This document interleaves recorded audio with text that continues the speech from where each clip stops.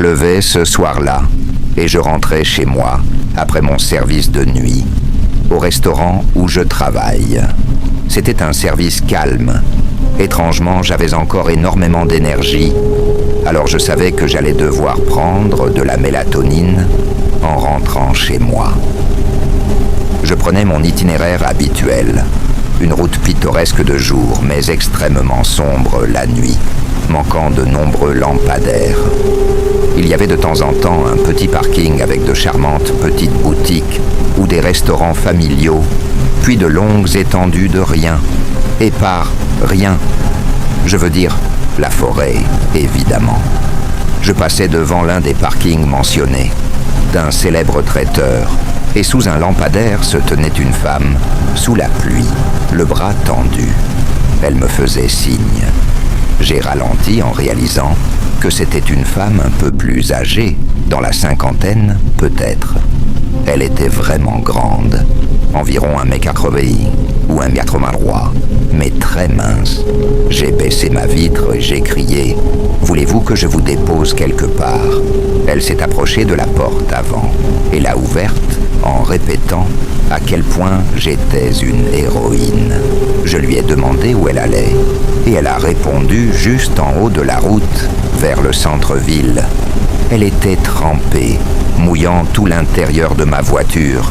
Mais j'aime penser que je suis une bonne personne et je ne pouvais pas, en toute bonne conscience, laisser une femme là dehors sous la pluie froide. Cependant, prendre un homme au hasard aurait été une autre histoire. La femme semblait gentille, mais j'ai remarqué en lui parlant qu'il lui manquait quelques dents, ce qui était très, très déconcertant. Je me demandais si elle était sans abri. Elle ne sentait pas mauvais et ne ressemblait pas à une personne sans abri, mais la pluie qui l'avait trempée, elle et ses vêtements, pouvaient temporairement masquer toute odeur. De plus, ses cheveux étaient tellement mouillés que ce qui pouvait être habituellement des cheveux emmêlés pouvait maintenant être alourdi et lissé par l'eau. Quoi qu'il en soit, la femme souriait tout le temps et ne semblait pas être une menace. Nous sommes arrivés à une intersection avec une station-service à un coin. Je me suis arrêté à une pompe pour faire le plein. Je lui ai demandé si elle voulait quelque chose de l'intérieur. J'étais vraiment en train de faire ma bonne action de la semaine. Elle a répondu « Non merci, chérie ». Alors je suis allé payer l'essence et acheter quelques boissons pétillantes, alcoolisées, puisque le lendemain était le week-end. Quand je suis revenu à ma voiture, la femme avait disparu. J'ai rapidement regardé autour du terrain de la station-service, mais il était minuscule. Elle avait disparu. Elle avait dû partir en courant, quelque part. Je me sentais légèrement coupable, pensant qu'elle était une femme perdue et sans défense. Mais une partie de moi se sentait également légèrement soulagée. J'ai fait le plein de mon SUV et je suis rentré chez moi. En arrivant chez moi, je suis allé directement dans mon appartement, qui est au premier étage d'une maison à 2 familles. Il y a un locataire à l'étage et moi. La porte d'entrée dans le hall était généralement laissée déverrouillée. Puis les 2 portes menant à chaque appartement étaient verrouillées. Je me suis entré dans mon appartement. J'ai déposé les boissons sur le comptoir. Je n'étais pas encore très fatigué, alors j'ai pris de la mélatonine et essayé de dormir. Même avec la mélatonine, j'avais du mal à dormir cette nuit-là.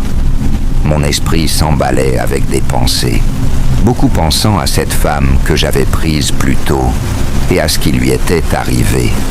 À certains moments, j'entendais de légers bruits venant de l'extérieur de ma chambre, mais je les ai ignorés, pensant que c'étaient les sons du locataire de l'étage.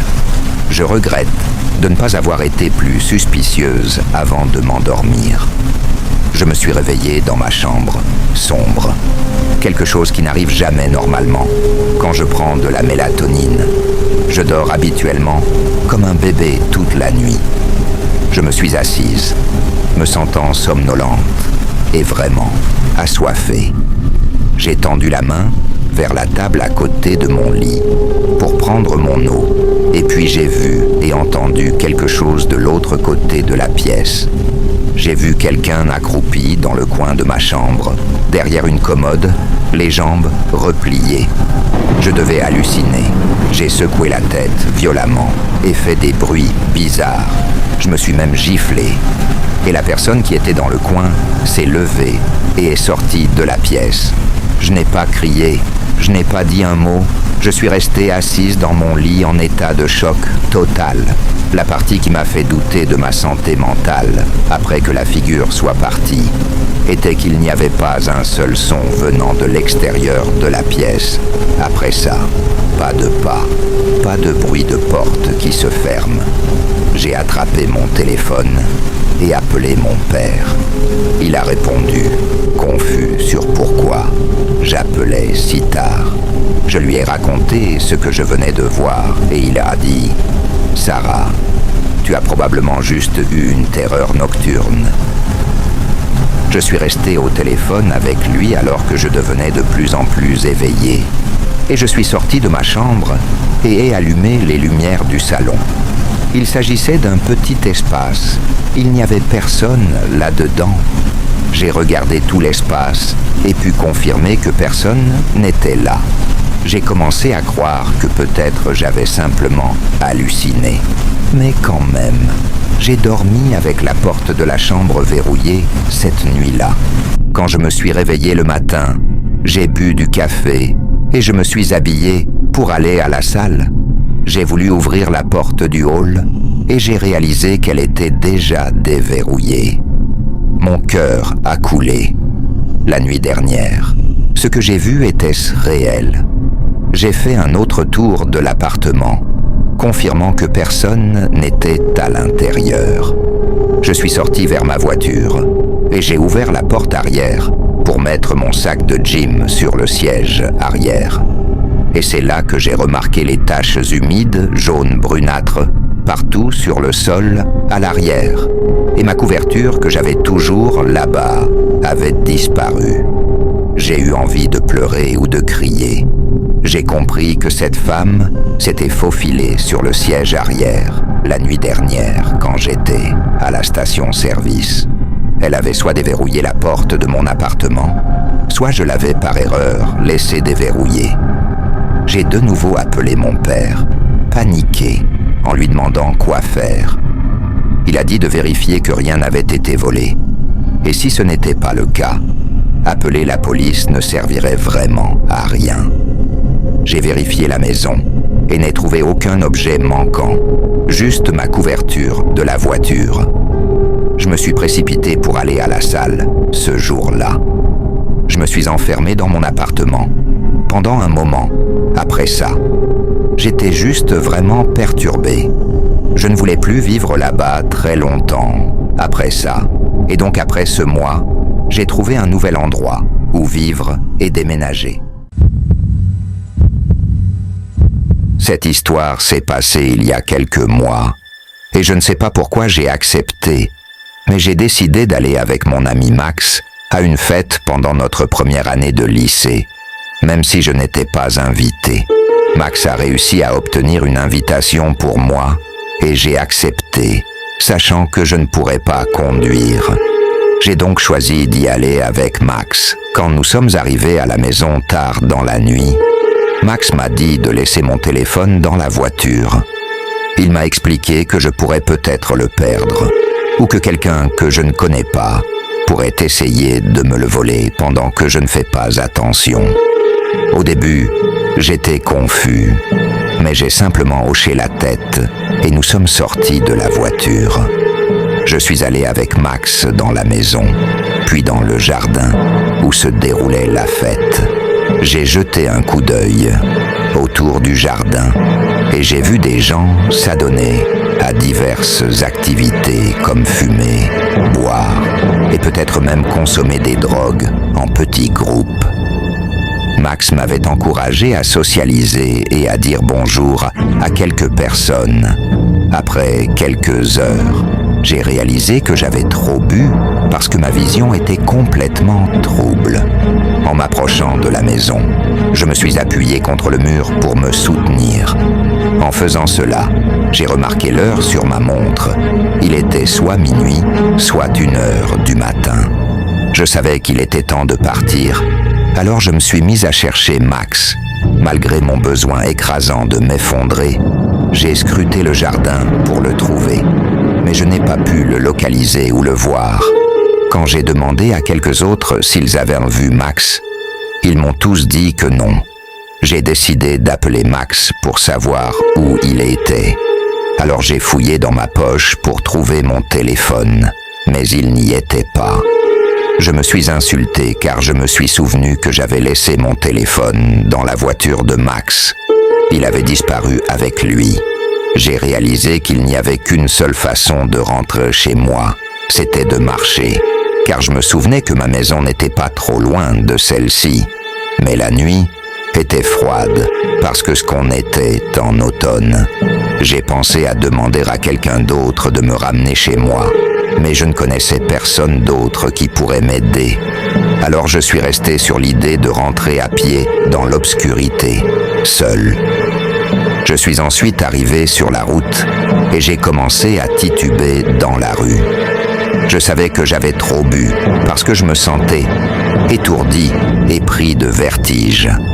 Quelques minutes plus tard, je suis arrivé sur l'allée principale et j'ai continué à marcher. J'ai commencé à penser paresseusement à plusieurs choses différentes, comme pourquoi Max avait décidé de me laisser seul à la fête, ou pourquoi j'avais décidé d'écouter l'idée idiote de Max de laisser mon téléphone dans sa voiture, ce qui m'empêchait de l'appeler lui ou quelqu'un d'autre. J'ai commencé à me maudire d'avoir été si négligent avec ma consommation d'alcool et de m'être saoulé, alors que je savais que je n'aurais pas dû le faire. Je me suis arrêté de marcher sur le bord de la route parce que j'étais fatigué et j'ai croisé mes bras sur ma poitrine pour me garder au chaud. Puis, je me suis souvenu de quelque chose que je pouvais faire de l'autostop. J'ai tendu le bras et sorti mon pouce en espérant que quelqu'un puisse me voir. J'ai regardé plusieurs voitures passer devant moi sans s'arrêter. Les minutes passaient et je commençais à me sentir mal à l'aise, pensant que je devrais recommencer à marcher. Il était plus d'1h du matin et quelques voitures passaient devant moi, mais personne ne s'arrêtait parce qu'ils ne me remarquaient pas ou ne s'en souciaient pas. J'hésitais à marcher de nouveau, mais j'ai réalisé que dans mon état d'ivresse, ce serait trop difficile. Je tendais toujours mon pouce quand un camion gris s'est arrêté devant moi et j'ai souri en titubant vers le véhicule. La vitre s'est abaissée et un vieil homme barbu m'a demandé si j'avais besoin qu'on me dépose quelque part. Je lui ai dit oui et je lui ai indiqué où se trouvait ma maison avant de monter dans le camion, reconnaissant pour le trajet. Alors que nous commencions à rouler, l'homme a essayé de faire la conversation en me demandant ce qui m'était arrivé. Cependant, j'étais trop désorienté pour avoir une vraie conversation avec lui, et les seules choses que j'arrivais à dire étaient en des murmures ou des grognements. Lorsque nous avons tourné au coin de ma rue, loin de la fête, j'ai commencé à me sentir mal à l'aise, sans pouvoir me débarrasser de cette sensation étrange concernant cet homme. Soudain, nous avons dépassé ma maison et je lui ai dit que nous venions de la dépasser. Mon instinct me disait de sortir, mais je ne pouvais pas bouger parce que j'étais trop saoul. J'étais sur le point de lui dire de me laisser sortir avant que nous n'allions trop loin. Quand soudain l'homme s'est tourné vers moi et j'ai remarqué qu'il avait un regard sinistre. Vous savez, vous ne devriez pas faire de l'autostop en étant ivre, car vous seriez une cible très facile, a-t-il dit en souriant sombrement. L'homme a tendu sa main et a commencé à me frotter la jambe. Je ne savais pas ce qu'il essayait de faire, mais je savais que ce n'était probablement rien de bon. Avant qu'il ne puisse faire autre chose, nous avons entendu une sirène retentissante derrière la voiture et une lumière rouge et bleue a inondé la nuit. J'ai réalisé que c'était la police et j'ai sauté de joie intérieurement. L'homme a paniqué et a arrêté la voiture, déverrouillant les portes, ce qui m'a permis de sauter hors du véhicule. J'ai couru aussi vite que je pouvais et l'agent de police s'est précipité vers moi. Je lui ai raconté toute l'histoire de ce qui m'était arrivé. Malheureusement, rien d'illégal ne s'était produit à ce moment-là. L'agent de police m'a dit qu'il recherchait quelqu'un dans un camion gris qui avait apparemment volé quelque chose dans un magasin. Je ne sais pas si c'était l'homme qui m'avait pris en stop ou quelqu'un d'autre, mais j'étais juste content que l'agent de police ait arrêté la voiture. Un policier m'a ramené chez moi et j'ai décidé à partir de ce moment-là que je ne me saoulerais plus, au point de ne pas pouvoir réfléchir clairement. Maintenant, je sais l'importance d'être responsable et de rester conscient de mon environnement, même en passant un bon moment.